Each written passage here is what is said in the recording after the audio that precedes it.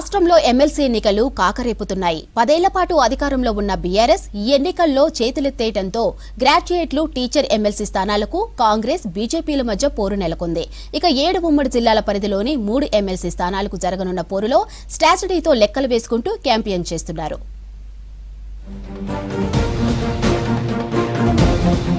Delhi assembly elections లో ఘన విజయంతో ఫుల్ జోష్ మీద ఉంది బీజేపీ.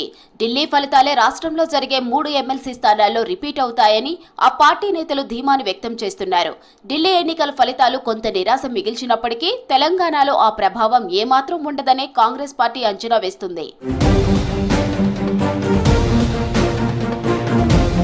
బీఆర్ఎస్ ఓట్ బ్యాంక్ పై కమలం పార్టీ కన్నేసింది. వారి ఓట్ బ్యాంకును తమకు అనుకూలంగా మలుచుకునేందుకు ప్లాన్ చేస్తుంది. ఇప్పటికే ప్రత్యర్థి పార్టీల కంటే ముందే అభ్యర్థులను ప్రకటించి ప్రచారంలో దూసుకెళ్తుంది.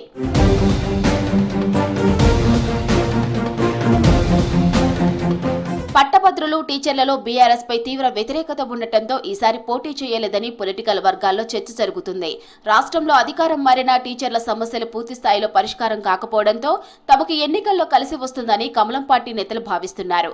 పార్లమెంట్ ఎన్నికల్లో సత్తా చాటినట్లే పట్టభద్రుల ఎలక్షన్స్ లోనూ విజయం సాధిస్తామని బీజేపీ నేతలు చెబుతున్నారు.